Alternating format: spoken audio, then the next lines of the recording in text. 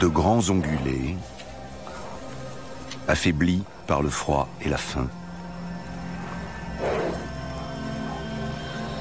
Des prédateurs comme le loup qui profitent de leur faiblesse. Voilà tout ce dont l'aigle royal a besoin pour passer l'hiver. Les régions qui abritent encore ces animaux sont idéales pour le rapace.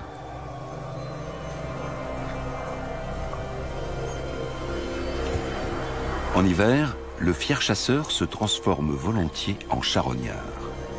Il se contente alors de ce que les autres prédateurs lui laissent. D'habitude, l'aigle royal ne cède pas aussi rapidement sa place à un congénère.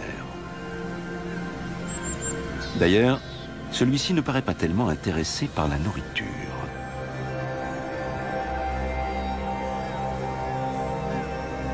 Il semblerait en effet que les gros volatiles aient tout autre chose en tête en ce moment.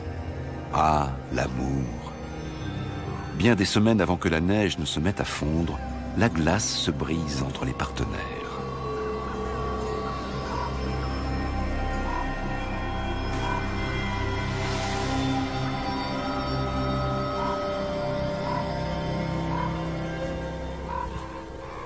Ils vont s'accoupler jusqu'à 20 reprises avant que la femelle ne ponde au début du mois d'avril.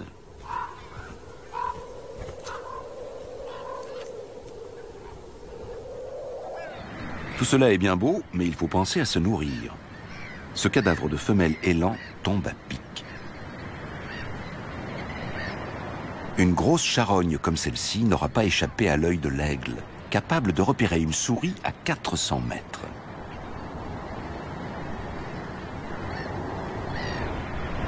Mieux vaut arriver le premier sur les lieux. Il peut ainsi s'assurer des meilleurs morceaux et des plus gros, à condition que personne ne vienne l'interrompre. Car avant d'accéder à la chair si prisée, il faut percer l'épais pelage hivernal de l'élan. L'aigle y perd un temps précieux.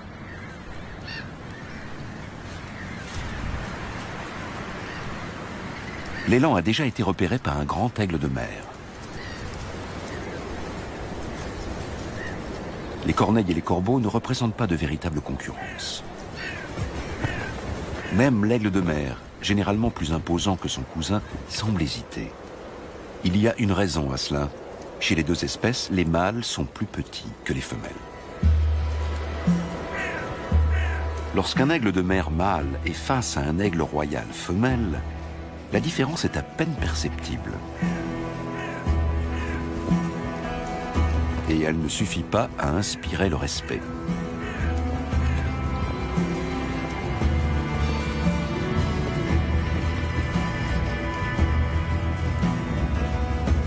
En revanche, si 5 kilos de muscles portés par des ailes de près de 2,50 m d'envergure fondent sur vous, le rapport de force change.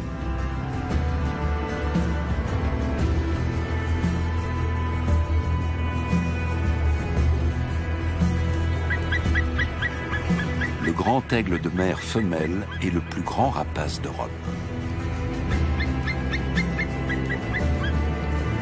Sur les côtes de l'Atlantique Nord, l'aigle royal doit partager son territoire avec son rival.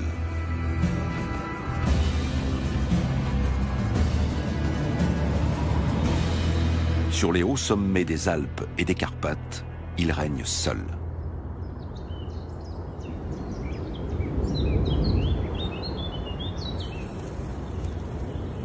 En altitude aussi, le printemps finit toujours par arriver.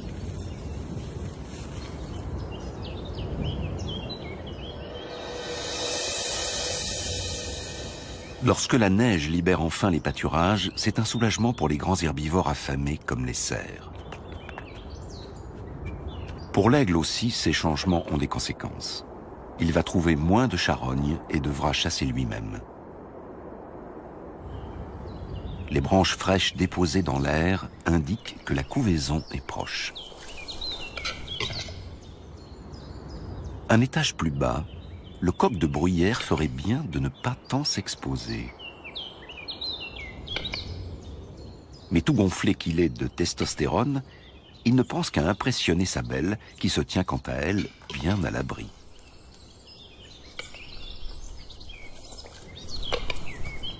En fin de compte, même chez le coq, la prudence finit par l'emporter.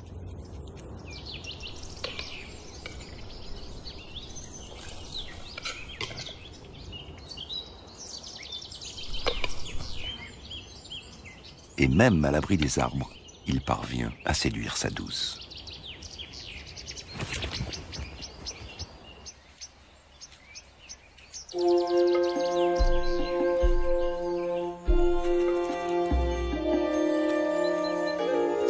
Le campagnol des bois doit aussi se méfier des aigles.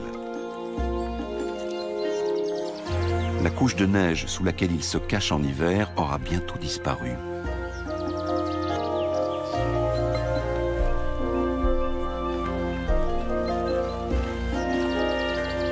La plume enfouie sous la neige montre bien que les aigles étaient déjà présents l'année passée. Fort heureusement, les forêts de montagne où l'on trouve de telles plumes sont de plus en plus nombreuses. Dans les Alpes, par exemple, on recense à nouveau 1300 couples d'aigles royaux.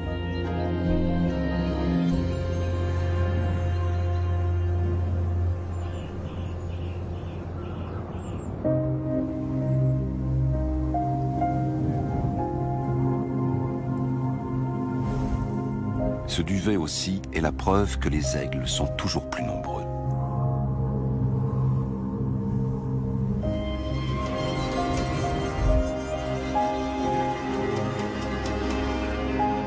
Le coq de bruyère a été victime de son ardeur et a perdu toute prudence. Même si, avec près de 5 kilos, il pèse presque autant que la femelle de l'aigle, cela ne le protège pas de ses attaques. L'aigle royal revient régulièrement vers sa proie et la dévore jusqu'à la dernière miette.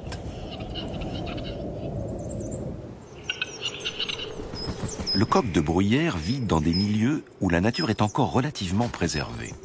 En effet, il est très exigeant quant à la qualité de son environnement. C'est la raison pour laquelle ces régions s'avèrent également idéales pour l'aigle. Les coqs de bruyère et leurs cousins font partie des proies préférées de l'aigle. Mais ils se font rares. Les endroits propices à leur développement et qui leur offrent suffisamment d'espace pour se cacher manquent. Il en va de même pour leurs prédateurs.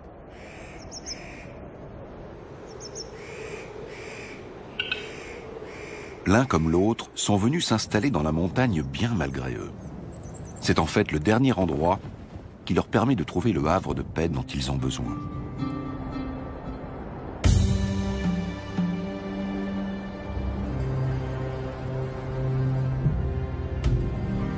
Autrefois, l'aigle royal régnait sur des paysages tous plus différents les uns que les autres.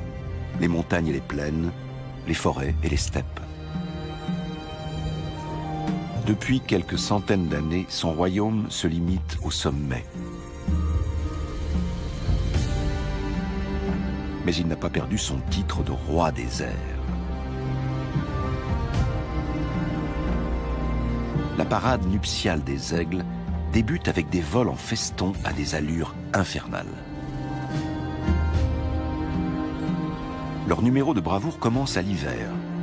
Il s'agit de séduire leurs partenaires avant la période d'accouplement qui approche.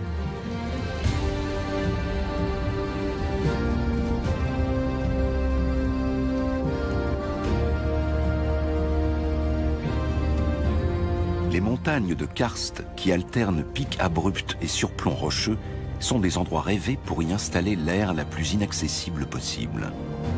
Et c'est précisément ce que cherchent les aigles.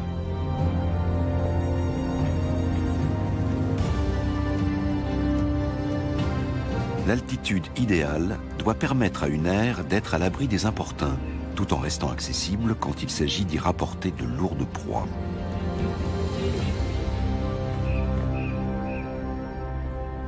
Une fois l'endroit déniché, le couple renforce ses liens, comme il l'a fait si souvent au cours des dernières semaines.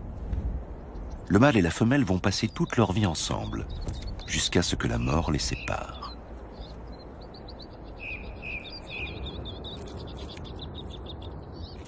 Un chamois adulte est une proie un peu trop grosse, mais dans les forêts et prairies d'altitude, le choix reste immense.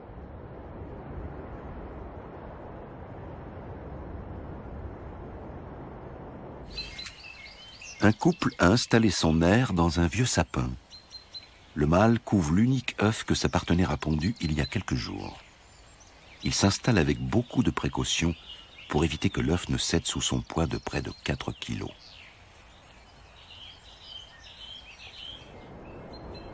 Les aigles ne sont pas les seuls à se retirer au fond des bois pour couver.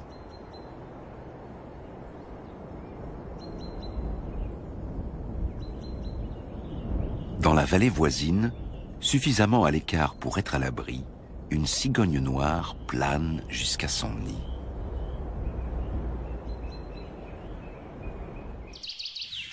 Il était temps qu'elle revienne à sa couvée. Les bois sont encore bien frais au printemps et les oiseaux doivent garder leurs œufs au chaud sans interruption, dans le nid comme dans l'air.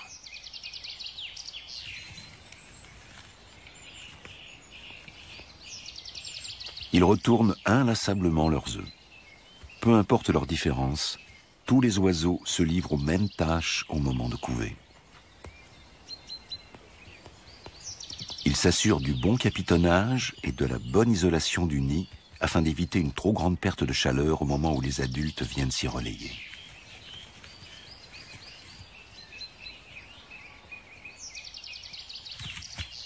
L'aigle royal, comme la cigogne noire, ne pondent qu'une fois par an.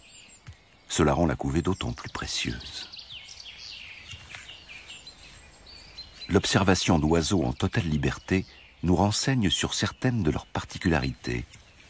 L'aigle mâle, reconnaissable à sa bague, échange régulièrement sa place contre celle de sa partenaire. La couvaison n'est donc pas l'apanage de la femelle. Celle-ci patiente à proximité de l'air et y retourne dès que le mâle s'en est allé.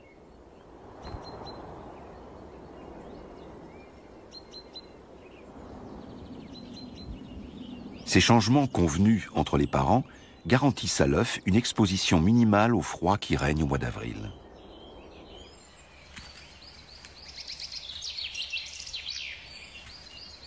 Les aigles vont devoir persévérer dans cette routine pendant 6 longues semaines, jour et nuit, jusqu'à l'éclosion.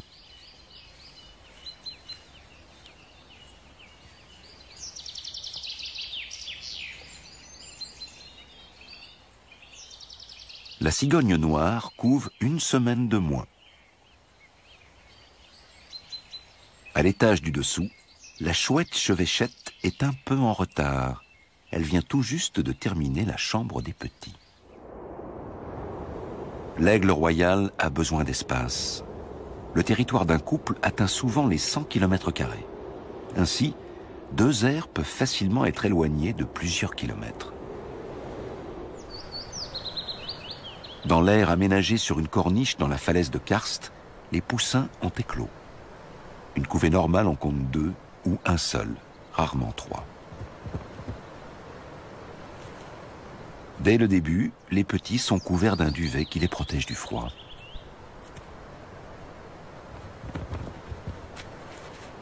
Cette fois, la femelle ne rapporte que des branches. Même après l'éclosion, elle n'aura de cesse de consolider son nid. Ainsi, au fil des semaines, l'aire va être de plus en plus large et haute. Pendant ce temps, le mâle tente de repérer des proies. Lorsque les poussins sont encore très petits, la femelle passe le plus clair de son temps dans l'air et le mâle s'occupe de la chasse. L'attente n'est jamais très longue. Il a vite fait de débusquer une proie dans ces montagnes.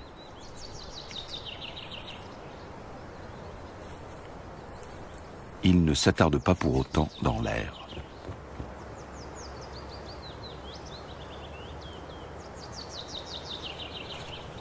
C'est le rôle de la femelle de nourrir ses petits avec la proie qui vient d'être livrée.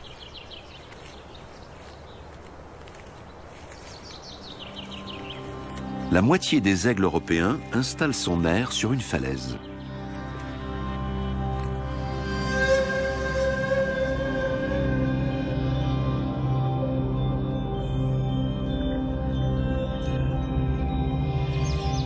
Les autres nidifient dans un arbre. Le petit n'a pas plus de 2 semaines, mais sa mère peut l'abandonner quelques instants lorsqu'il ne fait pas trop froid.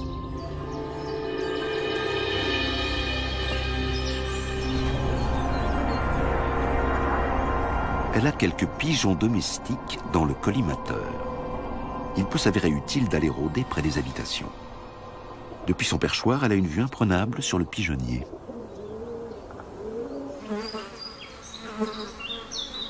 L'aiglon est harcelé par les mouches qui perturbent aussi le sommeil de la chouette.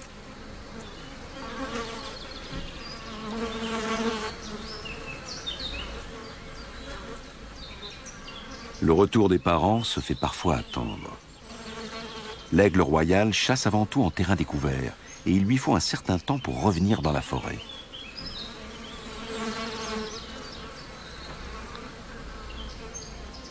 La femelle est toujours à l'affût.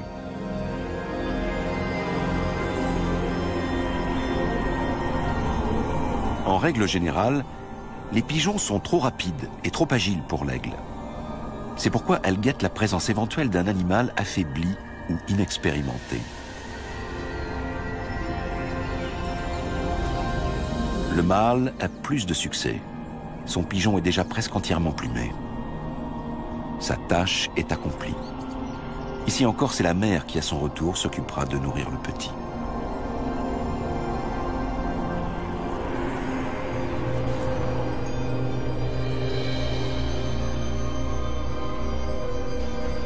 La femelle abandonne. On a besoin d'elle dans l'air.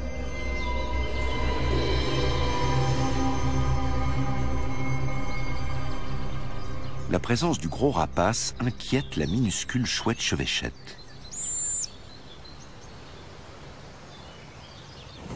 L'oisillon mourrait de faim à côté de la proie sans l'aide de sa mère.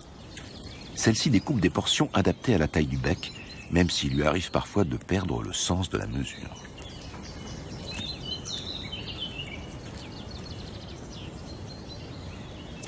Le fait de n'avoir qu'un petit à chaque couvée permet aux aigles d'assurer la pérennité de l'espèce tout en régulant les naissances. L'aire mesure 1,5 mètre de diamètre et près d'1 mètre de haut. Pourtant, dissimulée dans la forêt dense qui la protège des regards, elle est difficilement repérable. C'est une stratégie qu'utilisent aussi les cigognes dont le nid imposant est à peine plus petit que celui des aigles. Ce ne sont pas moins de 3 cigogneaux insatiables qui y attendent leur repas. Au menu des aigles, de la viande fraîche et crue.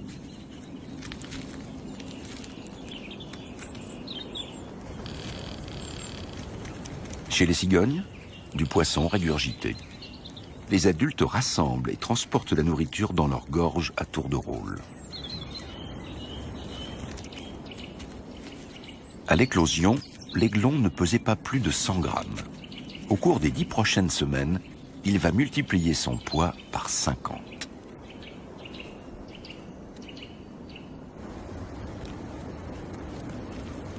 Heureux ceux qui peuvent s'amuser entre frères et sœurs. L'oisillon unique doit se contenter de sa mère.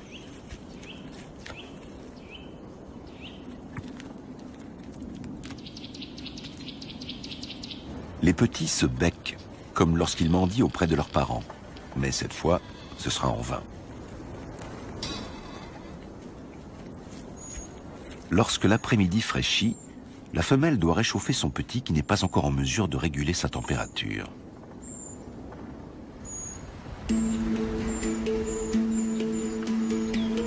Bien camouflé, un grimpero des bois est en quête d'insectes. La chouette chevêchette ne l'a pas encore aperçue. Pourtant, c'est une chasseuse d'oiseaux redoutable, dotée d'une vue perçante. Le grimpero ferait bien d'être sur ses gardes.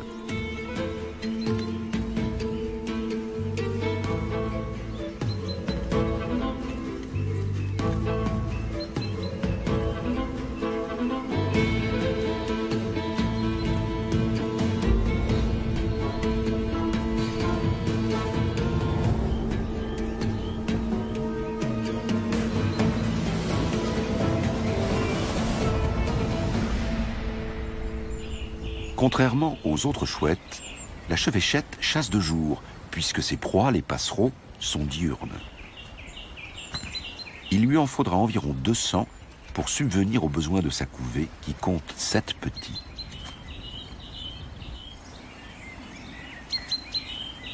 On évacue les déchets comme à l'époque médiévale.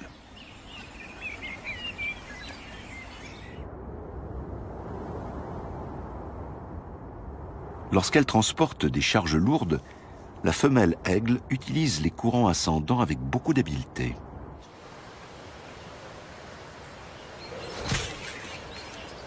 Encore du matériel de construction. Elle n'en finit plus de bricoler.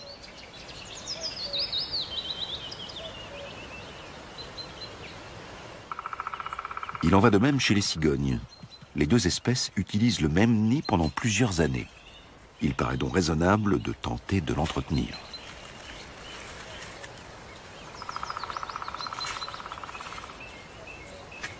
Certains biologistes prétendent que les branches bien feuillues auraient des vertus antiseptiques. Cette théorie n'a toutefois pas encore été vérifiée. Un petit est mort dans le nid des voisins aux longues pattes. Seuls 2 cigogneaux ont survécu. De son côté, l'aiglon s'est bien développé. Ce n'est pas étonnant, après tout, il a sa mère tout à lui. Enfin, lorsqu'elle n'est pas occupée à bricoler.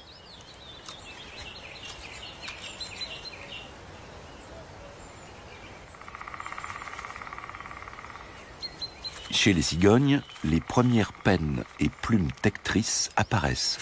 Bientôt les petits feront honneur à leur espèce. L'aiglon ne porte toujours qu'un duvet, mais il en est déjà à sa 2e couche. Dans le nid des cigognes, un des adultes monte continuellement la garde. La femelle aigle, quant à elle, quitte l'air de plus en plus souvent. La nourriture rapportée par le mâle suffit à peine pour le petit. Il lui faut donc chasser aussi.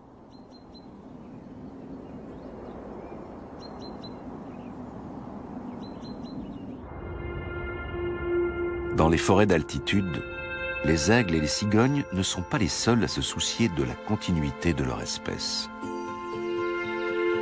Au royaume des plantes aussi, le temps est venu de transmettre son capital génétique.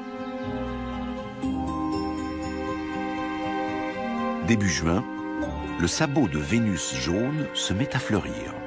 C'est incontestablement la plus belle orchidée d'Europe.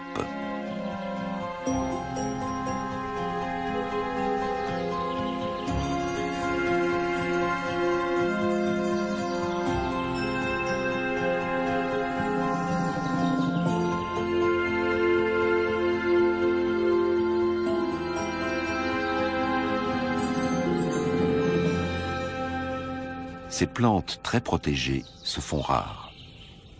Dans les endroits où elles fleurissent encore et où l'aigle royal nidifie, la nature est plus ou moins préservée.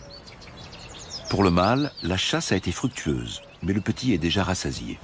Dans le cas contraire, il se serait immédiatement mis à mendier.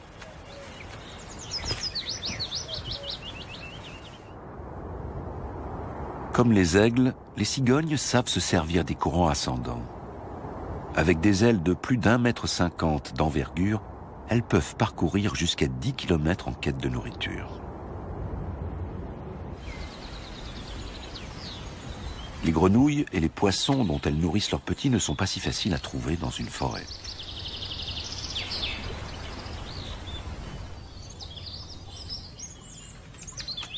En tout, ce sont exactement 25 kg de viande que la femelle aigle va devoir apporter à son petit. Les parents cigognes connaissent les mêmes problèmes. Il leur faut en moyenne procurer 500 grammes de nourriture par jour à chaque petit. Et cela pendant 60 jours, ce qui revient à 30 kilos par rejeton. Les proies riches en protéines qui échouent dans le nid semaine après semaine sont particulièrement nutritives. Avec tout ce qu'ils avalent, les petits doivent aussi parfois songer à s'alléger.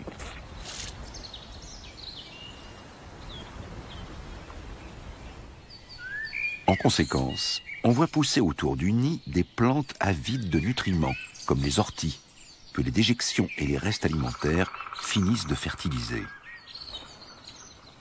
Cela convient tout particulièrement aux Vulcains. En effet, la chenille de ce papillon se nourrit exclusivement d'orties.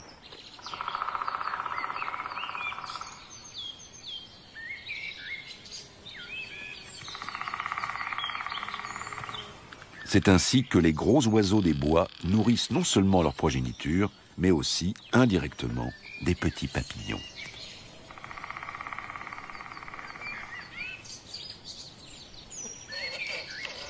Après plusieurs semaines de grosses chaleurs, un changement s'annonce.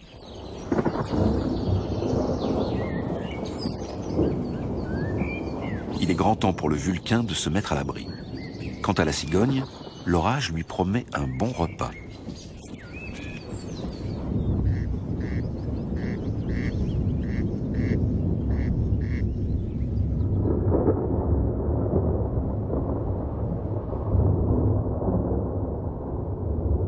Rien n'empêche l'aigle royal de chasser, pas même une averse.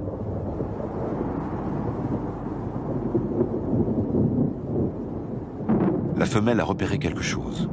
Grâce à une vue plus perçante de biais que de face, l'aigle peut garder son objectif à l'œil durant ses manœuvres. L'aigle ne s'approche jamais de sa proie de façon frontale.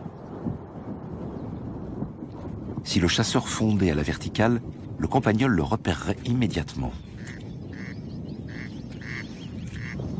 Tiens, il y en a du monde dans ce pré.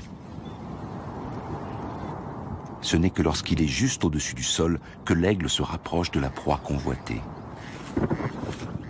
Pour le campagnol, c'est comme s'il surgissait de nulle part. Le mâle a suivi toute la manœuvre, mais il ignore ce que la femelle a attrapé.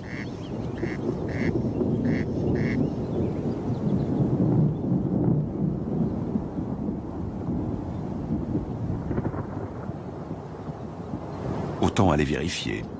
Il restera peut-être quelque chose pour lui.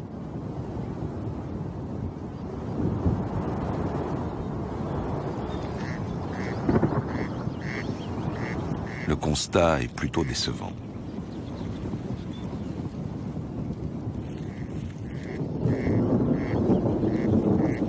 Le râle des genêts a été épargné pour cette fois.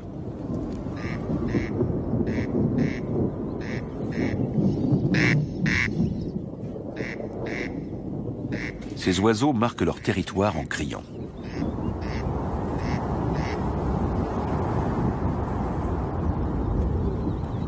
Râle des genêts, campagnols, les petits animaux font également partie des proies potentielles de l'aigle royal. Celui-ci se contente de ce qu'il trouve, avec une préférence certaine pour les animaux de taille moyenne, comme les lièvres, les marmottes, les volailles, voire les faons ou les petits chamois. L'orage approche. Les aiglons sont bien à l'abri dans l'air. La falaise les protège de la pluie et du vent.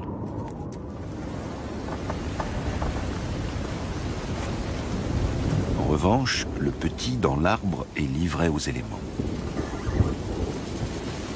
Les secours arrivent. Il s'en est fallu de peu. Le duvet a tôt fait d'être trempé. Il n'a pas encore les vertus imperméables des plumes des adultes.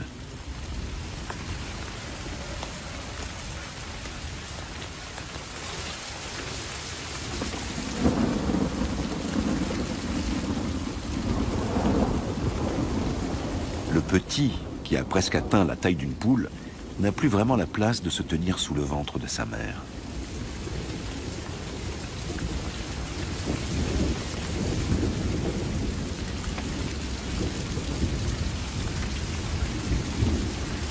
Celle-ci tente de le protéger tant bien que mal.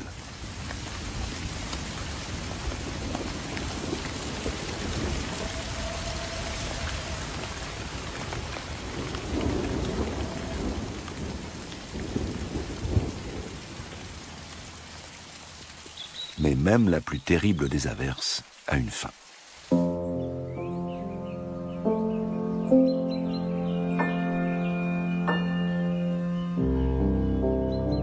Comment va l'aiglon ? Il a surmonté l'épreuve avec succès. Ce n'est pas toujours le cas. Certaines années très pluvieuses voient de nombreux aiglons périr dans leur nid. Mais le vent et la pluie ne sont pas seuls responsables de la diminution du nombre d'aigles depuis 4 siècles en Europe. Il y a 400 ans, les oiseaux de proie dominaient encore les airs sur presque tout le continent.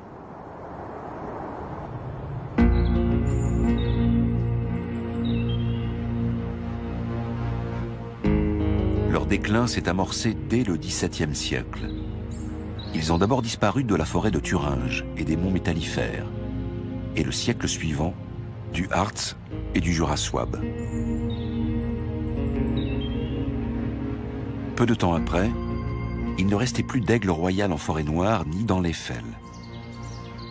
À la fin du XIXe siècle, le rapace avait aussi disparu des immenses forêts du Mecklembourg, de la Prusse orientale et du Brandebourg. Pour finir, les derniers aigles s'étaient retirés dans les montagnes les plus reculées d'Europe. Mais pourquoi ?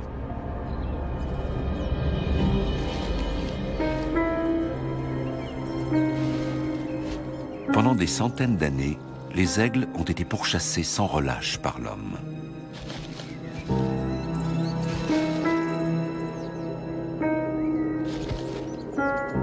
Le rapace était considéré comme le concurrent des chasseurs et l'ennemi des paysans et de ces animaux.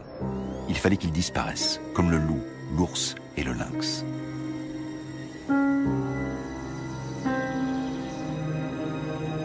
Une prime à l'abattage était promise, même en Allemagne.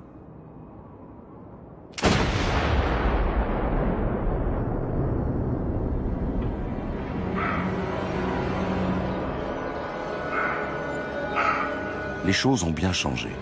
Aujourd'hui, les rapaces sont strictement protégés et le braconnage est rare.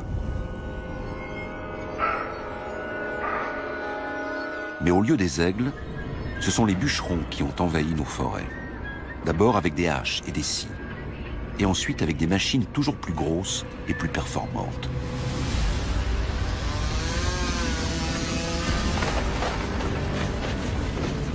Jamais auparavant, on n'avait abattu ni travaillé autant de bois à une telle vitesse. Dans certains endroits, l'abattage a doublé en 10 ans. La forêt se transforme en une zone d'exploitation forestière.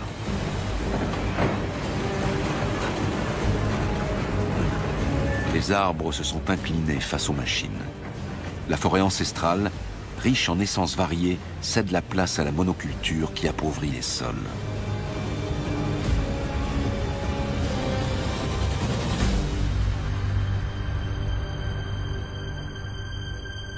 Avec la disparition des forêts millénaires, c'est l'ancien habitat de l'aigle qui est tronçonné. On adopte désormais une approche différente et dans certaines montagnes, le nombre d'aigles augmente à nouveau. Mais il faudra encore bien de la patience avant de voir réapparaître un aigle dans ces forêts.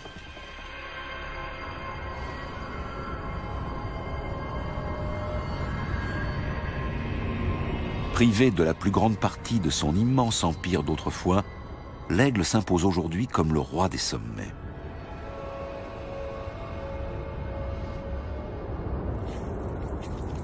Deux bons mois après leur naissance, les aiglons nichés dans la falaise ont énormément grandi. Grâce à leur serre puissante, ils vont pouvoir attraper et tuer leur proie. Mais pour le moment, ils ne savent pas encore s'en servir. Une chance pour le petit visiteur.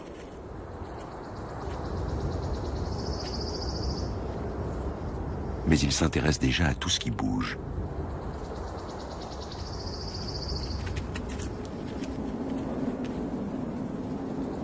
Ils ont appris à soigner leur plumage.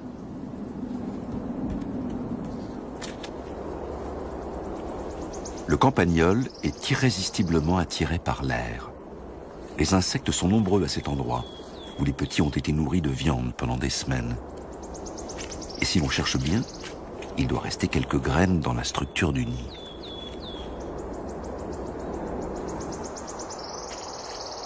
C'est un véritable pays de cocagne pour cet omnivore. Et pour l'aiglon qui ne s'est pas endormi en attendant le prochain repas, au moins, il y a un peu d'animation.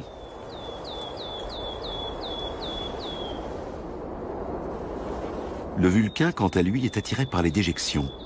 Il y puise régulièrement des sels minéraux.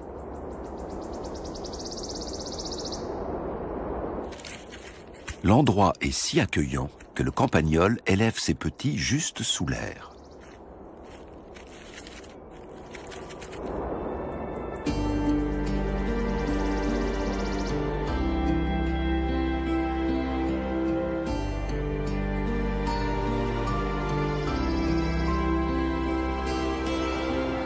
Ainsi passent les semaines, et il semble que rien ne pourra venir assombrir le ciel de l'Aigle.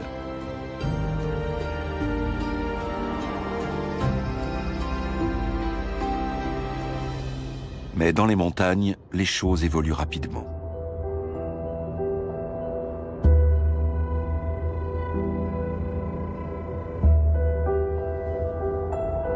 Par mauvais temps, beaucoup d'animaux se mettent à l'abri, ce qui rend la chasse plus difficile pour les aigles adultes. Au froid et à l'humidité s'ajoute alors la faim, un dangereux cocktail pour le juvénile. Sentant que la fin de son frère est proche, le deuxième aiglon précipite le dénouement fatal. Il ne fait que répondre à son instinct de survie. La montagne, sous ses airs de retraite idéale, a aussi ses côtés sombres.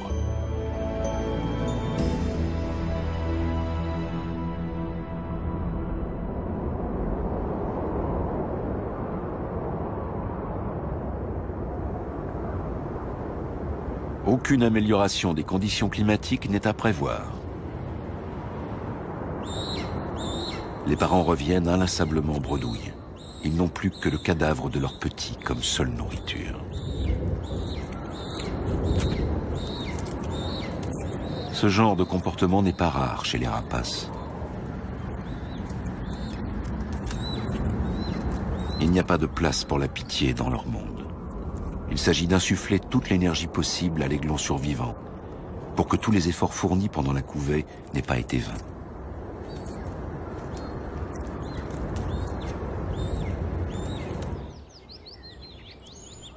Il faudra attendre des jours avant que le temps ne s'éclaircisse.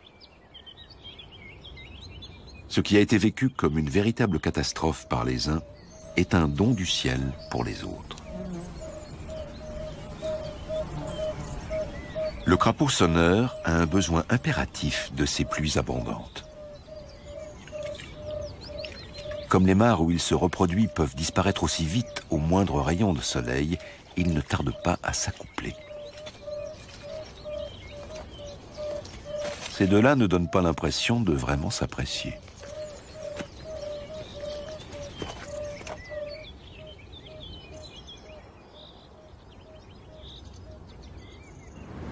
Après 9 semaines passées dans le nid douillet, le temps est venu pour le juvénile de le quitter.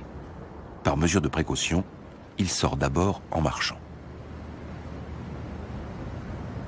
Les parents lui montrent qu'il existe une autre façon de se déplacer. Ils cherchent à le motiver.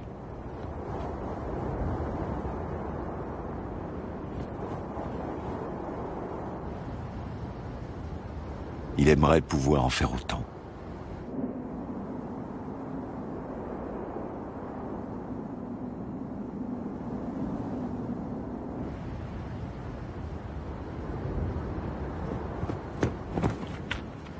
Son père l'attire avec une proie et l'encourage à parcourir ses premiers mètres au-dessus du sol.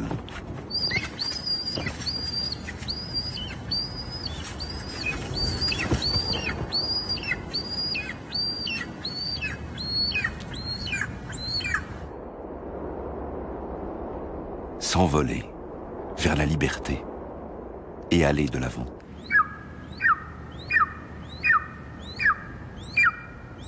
Une fois revigoré, il laisse parler son courage.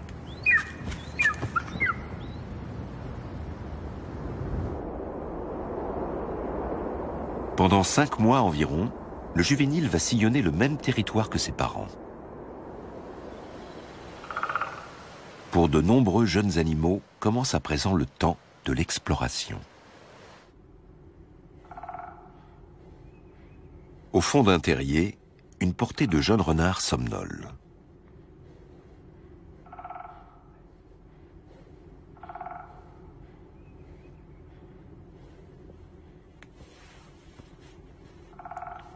Poussés par la curiosité, les renardeaux n'y tiennent plus.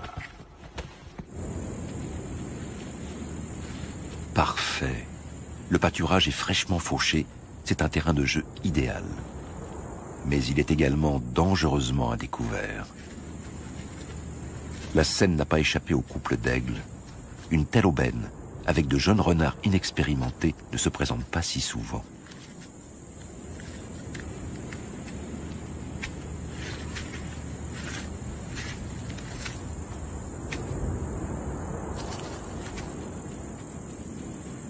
La renarde ne retrouvera pas tous ses petits dans le terrier.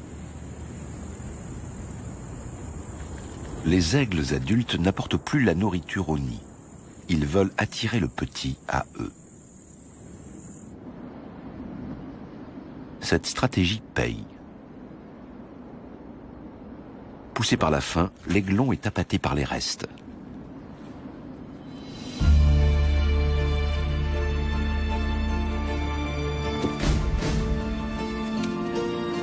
Lorsque les gros oiseaux ont disparu, c'est au tour des petits, comme ce jet, de venir se servir.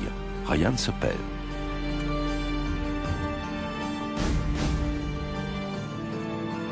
L'aiglon de la forêt va encore être pris en charge par ses parents pendant de longues semaines. Il va apprendre à se servir du vent, à chasser et, en hiver, à dépister les prédateurs et les restes de leur proie. Puis un jour, dans 4 ou 5 ans, il fondera son propre royaume.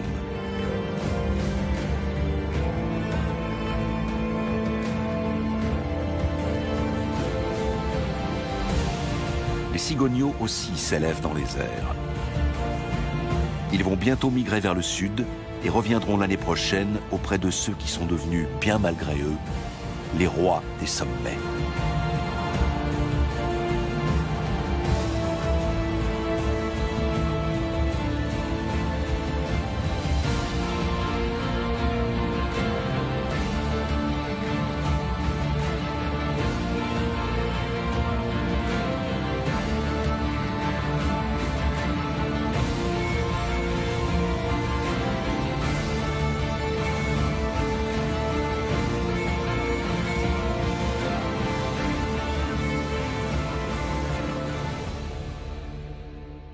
Proie sans l'aide de sa mère, celle-ci découpe des portions adaptées à la taille du bec, même s'il lui arrive parfois de perdre le sens de la mesure.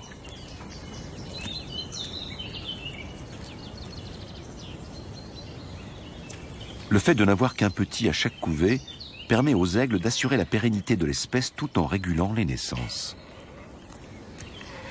L'aire mesure 1,5 mètre de diamètre et près d'1 mètre de haut. Pourtant, dissimulée dans la forêt dense qui la protège des regards, elle est difficilement repérable. C'est une stratégie qu'utilisent aussi les cigognes dont le nid imposant est à peine plus petit que celui des aigles. Ce ne sont pas moins de 3 cigogneaux insatiables qui y attendent leur repas. Au menu des aigles, de la viande fraîche et crue.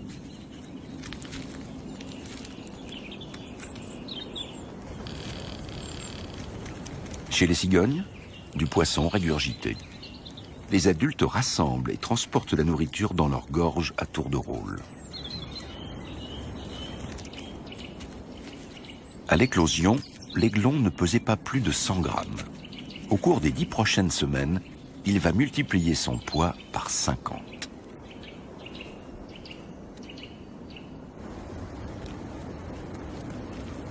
Heureux ceux qui peuvent s'amuser entre frères et sœurs. L'oisillon unique doit se contenter de sa mère.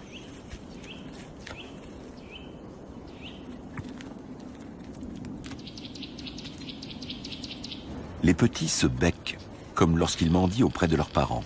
Mais cette fois, ce sera en vain.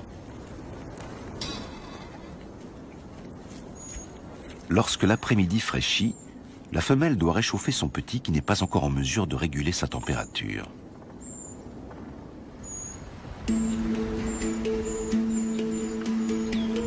Bien camouflé, un grimpero des bois est en quête d'insectes. La chouette chevêchette ne l'a pas encore aperçu. Pourtant, c'est une chasseuse d'oiseaux redoutable, dotée d'une vue perçante. Le grimpero ferait bien d'être sur ses gardes.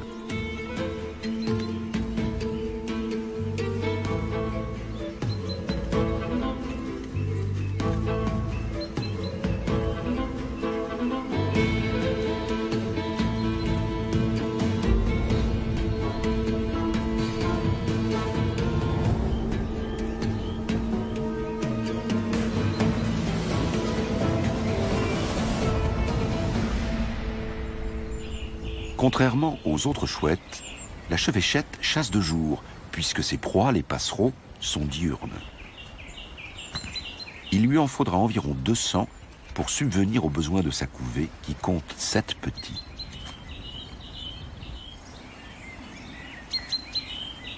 On évacue les déchets comme à l'époque médiévale.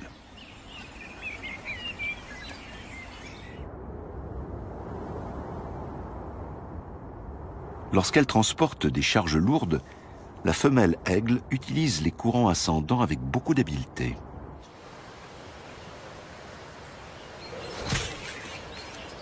Encore du matériel de construction. Elle n'en finit plus de bricoler.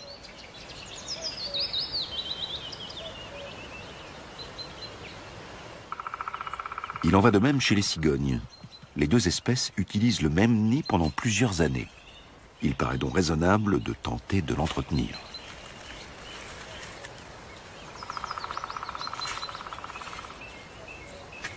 Certains biologistes prétendent que les branches bien feuillues auraient des vertus antiseptiques.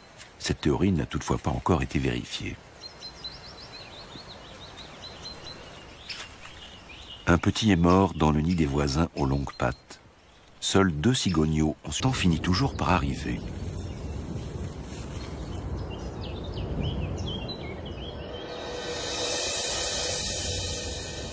Lorsque la neige libère enfin les pâturages, c'est un soulagement pour les grands herbivores affamés comme les cerfs.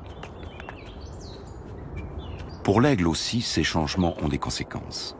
Il va trouver moins de charognes et devra chasser lui-même. Les branches fraîches déposées dans l'air indiquent que la couvaison est proche. Un étage plus bas, le coq de bruyère ferait bien de ne pas tant s'exposer. Mais tout gonflé qu'il est de testostérone, il ne pense qu'à impressionner sa belle, qui se tient quant à elle bien à l'abri.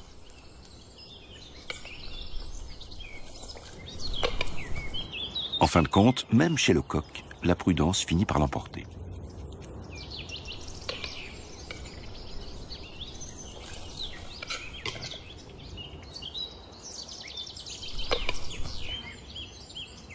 Et même à l'abri des arbres, il parvient à séduire sa douce.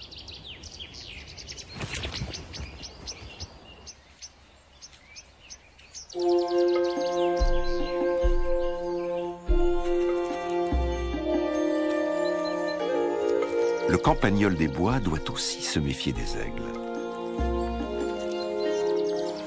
La couche de neige sous laquelle il se cache en hiver aura bientôt disparu.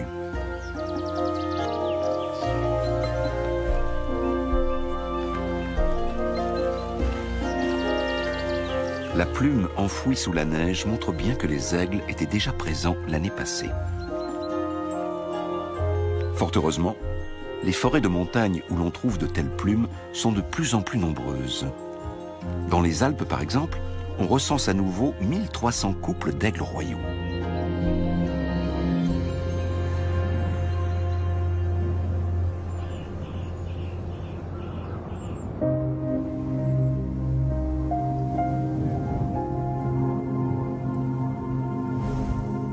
Ce duvet aussi est la preuve que les aigles sont toujours plus nombreux.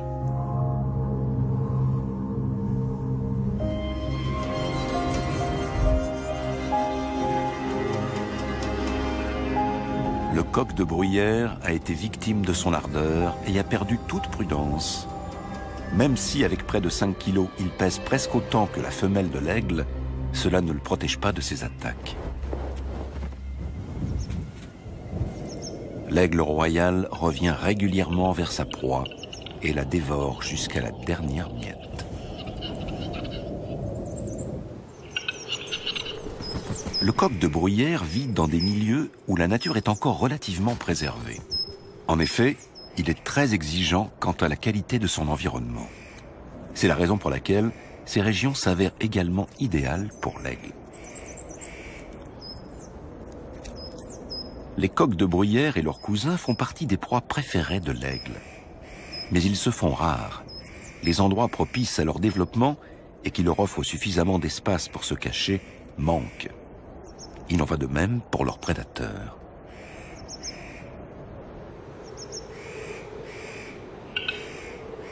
L'un comme l'autre sont venus s'installer dans la montagne bien malgré eux. C'est en fait le dernier endroit qui leur permet de trouver le havre de paix dont ils ont besoin.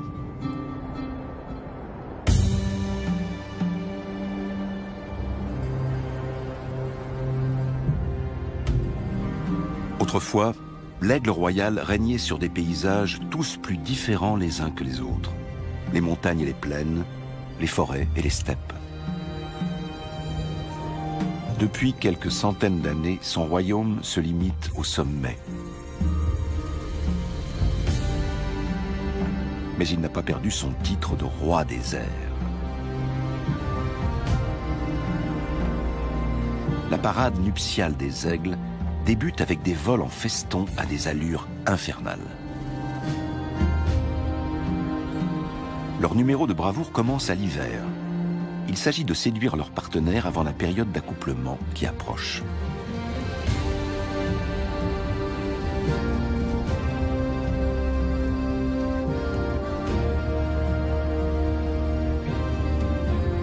Les montagnes de karst qui alternent pics abrupts et surplombs rocheux sont des endroits rêvés pour y installer l'aire la plus inaccessible possible. Et c'est précisément ce que cherchent les aigles.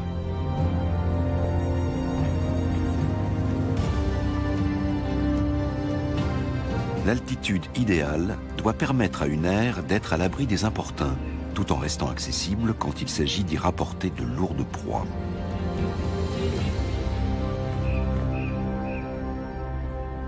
Une fois l'endroit déniché, le couple renforce ses liens, comme il l'a fait si souvent au cours des dernières semaines.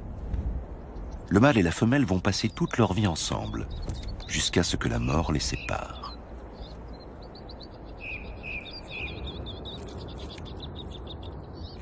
Un chamois adulte est une proie un peu trop grosse, mais dans les forêts et prairies d'altitude, le choix reste immense.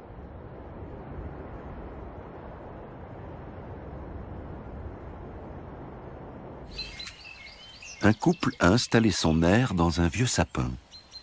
Le mâle couve l'unique œuf que sa partenaire a pondu il y a quelques jours.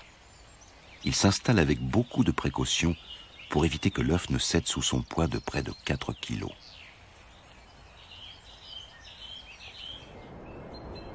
Les aigles ne sont pas les seuls à se retirer au fond des bois pour couver.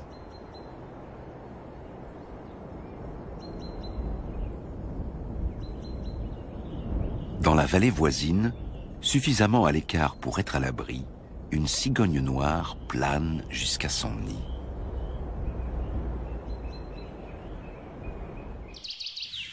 Il était temps qu'elle revienne à sa couvée.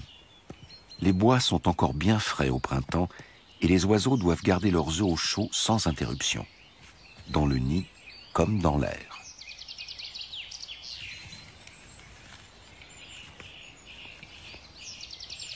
Ils retournent inlassablement leurs œufs.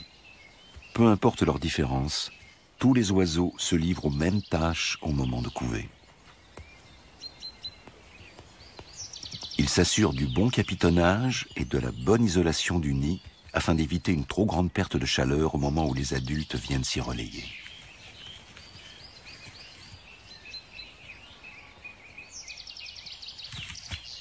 L'aigle royal, comme la cigogne noire, ne pondent qu'une fois par an. Cela rend la couvée d'autant plus précieuse. L'observation d'oiseaux en totale liberté nous renseigne sur certaines de leurs particularités. L'aigle mâle, reconnaissable à sa bague, échange régulièrement sa place contre celle de sa partenaire. La couvaison n'est donc pas l'apanage de la femelle. Celle-ci patiente à proximité de l'air et y retourne dès que le mâle s'en est allé.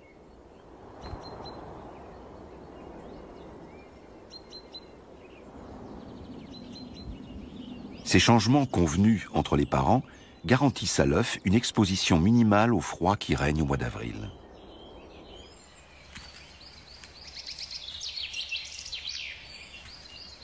Les aigles vont devoir persévérer dans cette routine pendant 6 longues semaines, jour et nuit, jusqu'à l'éclosion.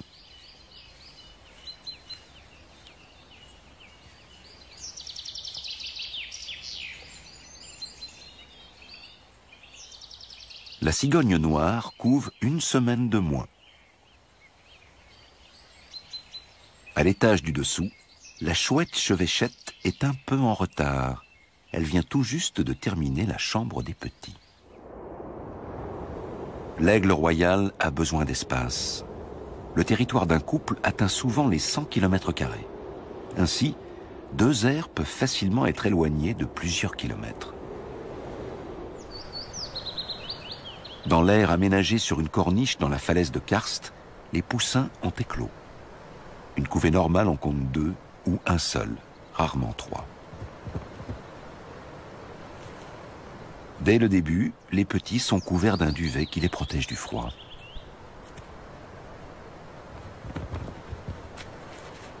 Cette fois, la femelle ne rapporte que des branches. Même après l'éclosion, elle n'aura de cesse de consolider son nid. Ainsi, au fil des semaines, l'aire va être de plus en plus large et haute. Pendant ce temps, le mâle tente de repérer des proies.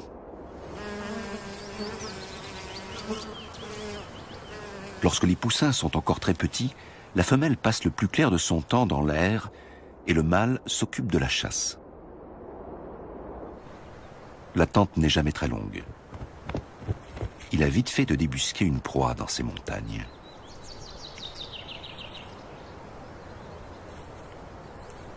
Il ne s'attarde pas pour autant dans l'air.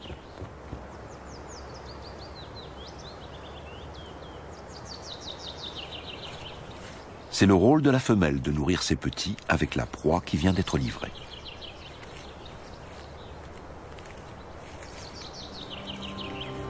La moitié des aigles européens installent son aire sur une falaise.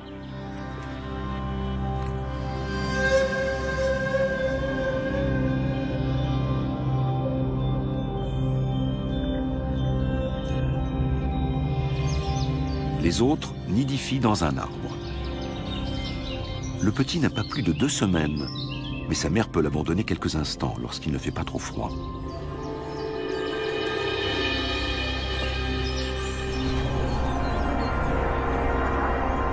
Elle a quelques pigeons domestiques dans le collimateur. Il peut s'avérer utile d'aller rôder près des habitations. Depuis son perchoir, elle a une vue imprenable sur le pigeonnier.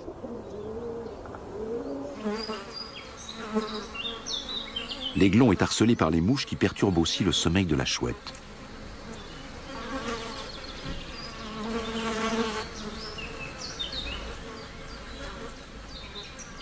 Le retour des parents se fait parfois attendre. L'aigle royal chasse avant tout en terrain découvert et il lui faut un certain temps pour revenir dans la forêt.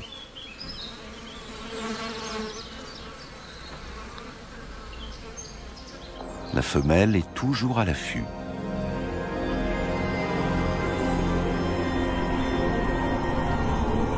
En règle générale, les pigeons sont trop rapides et trop agiles pour l'aigle. C'est pourquoi elle guette la présence éventuelle d'un animal affaibli ou inexpérimenté. Le mâle a plus de succès. Son pigeon est déjà presque entièrement plumé. Sa tâche est accomplie. Ici encore, c'est la mère qui, à son retour, s'occupera de nourrir le petit.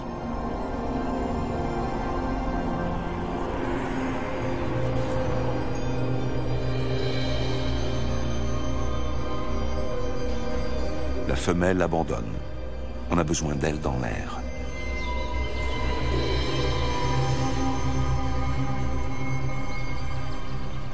La présence du gros rapace inquiète la minuscule chouette chevêchette. L'oisillon mourrait de faim à côté de la...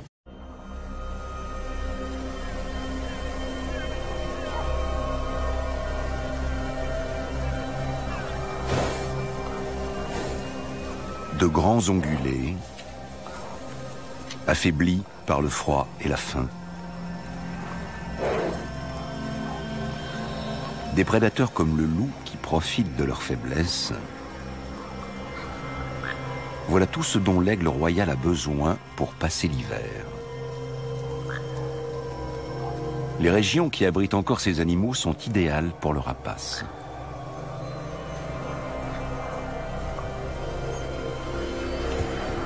En hiver, le fier chasseur se transforme volontiers en charognard. Il se contente alors de ce que les autres prédateurs lui laissent. D'habitude, l'aigle royal ne cède pas aussi rapidement sa place à un congénère. D'ailleurs, celui-ci ne paraît pas tellement intéressé par la nourriture.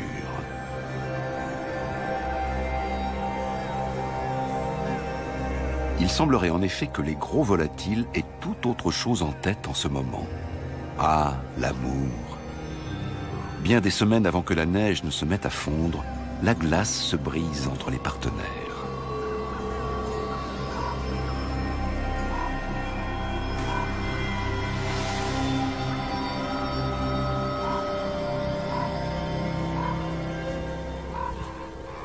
Ils vont s'accoupler jusqu'à 20 reprises avant que la femelle ne ponde au début du mois d'avril.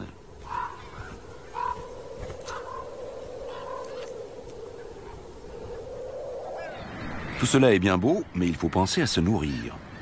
Ce cadavre de femelle élan tombe à pic.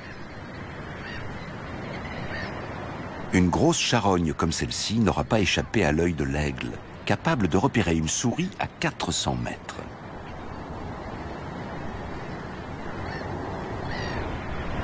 Mieux vaut arriver le premier sur les lieux. Il peut ainsi s'assurer des meilleurs morceaux et des plus gros, à condition que personne ne vienne l'interrompre. Car avant d'accéder à la chair si prisée, il faut percer l'épais pelage hivernal de l'élan. L'aigle y perd un temps précieux.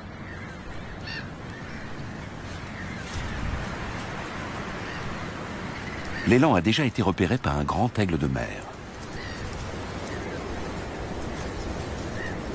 Les corneilles et les corbeaux ne représentent pas de véritable concurrence. Même l'aigle de mer, généralement plus imposant que son cousin, semble hésiter. Il y a une raison à cela. Chez les deux espèces, les mâles sont plus petits que les femelles. Lorsqu'un aigle de mer mâle est face à un aigle royal femelle, la différence est à peine perceptible. Et elle ne suffit pas à inspirer le respect.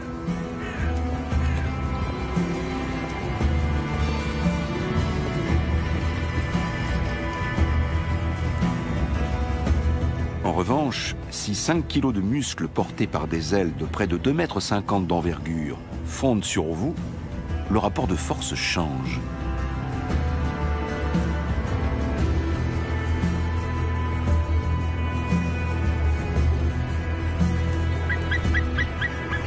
Le grand aigle de mer femelle est le plus grand rapace d'Europe. Sur les côtes de l'Atlantique Nord, l'aigle royal doit partager son territoire avec son rival.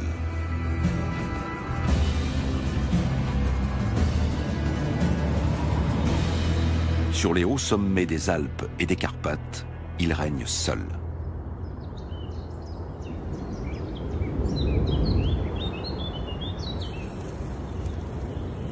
En altitude aussi, le printemps